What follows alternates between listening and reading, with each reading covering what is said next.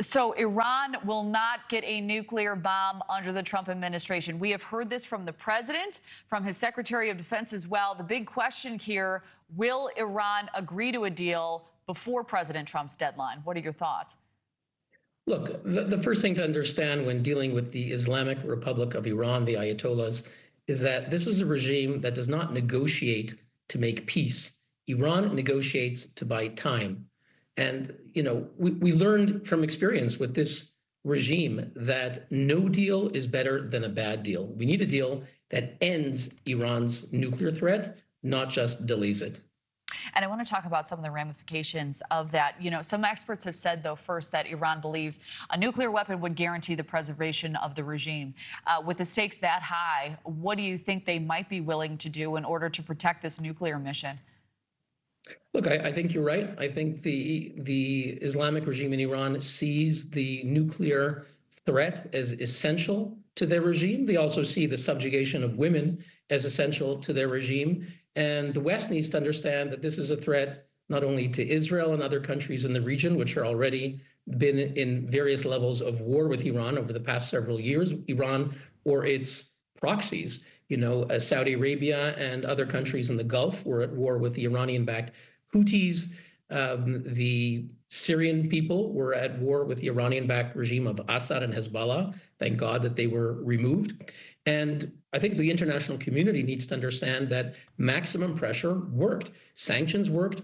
Weakening them only gave the regime oxygen, gave them more money to fund wars by Hamas and Hezbollah. The only language that Tehran understands is pressure, maximum pressure, whether it's economic, diplomatic, or strategic.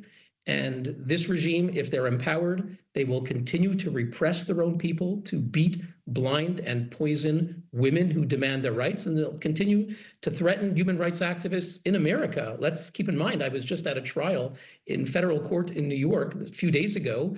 The federal court convicted 2 assassins sent by Tehran to kill one of the leading women's rights activists at her home in Brooklyn. They were standing outside her home with an AK-47 submachine gun, fully loaded, ready to kill her, and a jury convicted them. Tehran sent them. So we need to understand who this regime is, and we need to stand up to them.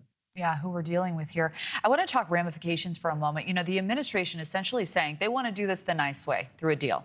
However, the president has threatened military action if Iran doesn't agree to one. If we do get there, in your estimation, and it looks like we might, what will the response look like, do you believe, from the U.S.? Look, it's difficult to tell from President Trump.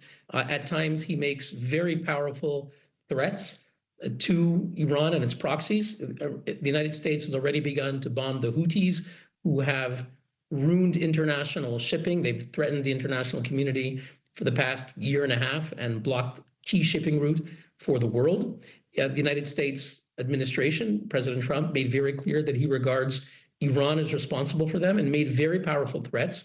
And we need to see if he will live up to them, because the Iranians have shown that they're going to test him. They're going to test President Trump. They did so in his first administration when they bombed oil facilities in Saudi Arabia. According to reports, America was ready to send jets to punish Iran. In the end, they canceled it. So we have to see if President Trump lives up to his strong talk. If so, he will deter this regime. If not, they're going to run roughshod. And I would say it's the same with Putin. Both of these dictatorships are pushing, and if the West doesn't push back, they're just going to overrun us. And we have seen, the president on social media saying that, hey, Iran, let the Houthis fight this themselves. They're going to be annihilated. How do you believe Iran is digesting this and some of the military action as well?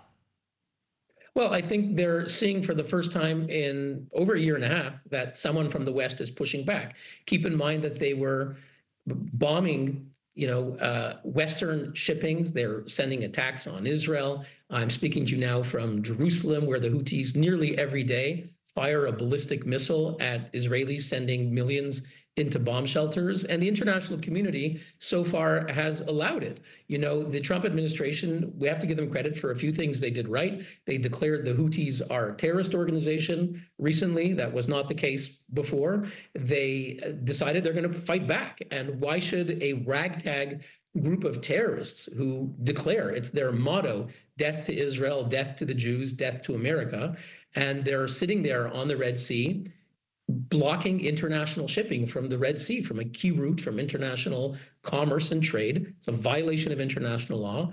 And the United States did the right thing to push back, and they need to hold strong. Thanks so much for watching. Go to joinnn.com to find News Nation on your television provider. And don't forget to click the red subscribe button below to get more of News Nation's fact-driven, unbiased coverage.